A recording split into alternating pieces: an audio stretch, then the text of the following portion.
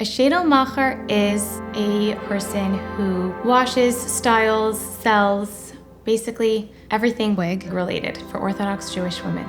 And if you love the way you look in your wig, that's gonna make you wanna cover your hair even more. Hey, my name is Tallie, and I'm a wig stylist for Orthodox Jewish women. In Judaism, a woman covers her hair because once she marries, her hair becomes private for her husband. Now, modesty in Judaism is referred to as privacy. The special things in our life, we like to keep private.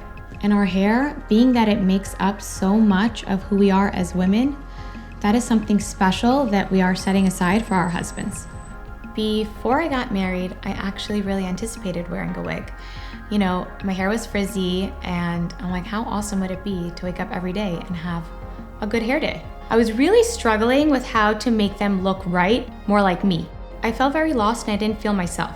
I just had moved to LA and I was looking for something to keep me busy. My husband suggested, why don't you start washing and styling wigs?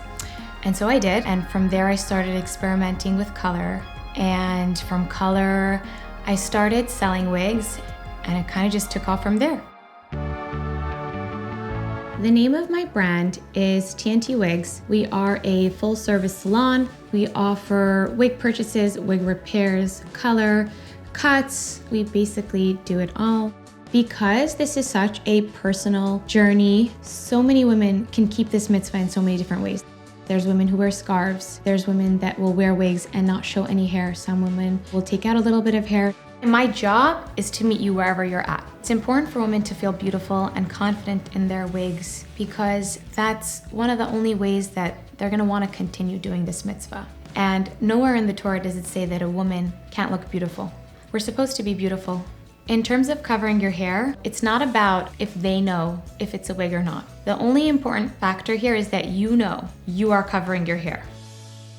These are all 100% human hair wigs. We have multiple suppliers in China where we get our wigs from, and you can basically do anything you want to these wigs, anything you would do to regular hair. Here we have a silk top wig where there's an actual scalp already built into the wig. They're very durable, not as delicate as the lace top wigs. This is a lace top wig. It is an ear to ear lace. And what we did in here was we added her a strip of velvet in order to keep this wig on her head. Because if you compare it to the silk has a front comb, whereas the lace does not. So if you take a look at the scalp, there's different things that we can do to make the lace look even more realistic. I always do like suggesting that my clients line their lace, but we do have different colors and fabrics of lining that you can choose from.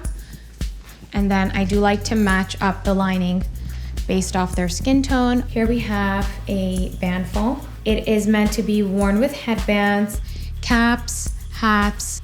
Okay, so let me show you what a bandful looks like. So the headband's meant to cover that front seam. You wanted to wear it like a turban, you can wear it like that.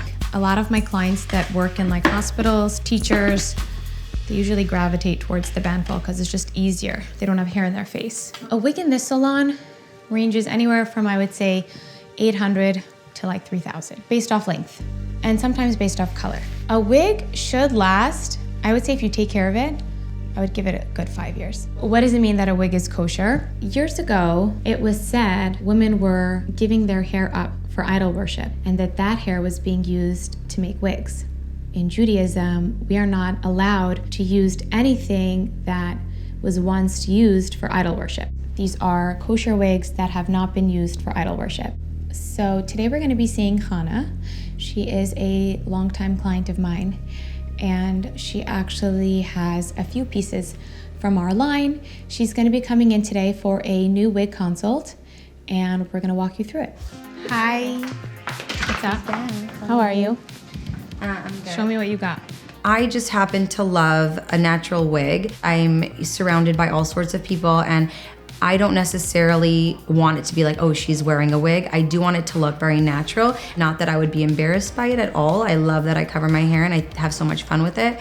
But for me, it does need to look natural. There's definitely community. We'll all come to the salon. We love to try on wigs together. We'll talk about it. You don't feel like you're necessarily alone, and you guys just give each other ideas and really have fun with it. It becomes something, instead of like, oh, we have to do this, it becomes like, oh my gosh, how cool we can do this. We haven't taken out hair from this yet.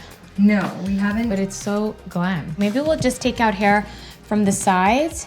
And leave the back. Exactly, so that you have your fullness in the back, but from the sides we could take out wefts just so that, because not many people have a ton of hair around their face. It's fuller, and I like also that it's a little longer than what I normally wear. Once I do all of that here, we'll send it for color. Once we get it back from color, we'll cut the lace, because that has to be the last, because she's gonna, she's gonna work on the wig. And we don't want to stretch out the lace. Okay. So last thing we'll do is cut the lace. We'll really get to work on it and we'll finish up the rest. This is a lace top wig that is wefted. A weft is a row of hair. A row of hair that we can sew into a wig, and they kind of go all the way around, sewn in by rows. Chana came in, she wanted some work done to a few of her wigs. Okay, so this wig, we are removing some wefts from the sides so that she can still have fullness, but just not so much fullness around her face. And I'm gonna stop at the seam right in the center, right in the middle of the back of the wig. I'm gonna show you. And here you see the weft starts to come undone. And I'm just going to tack it down where I cut so that the weft doesn't continue to unravel.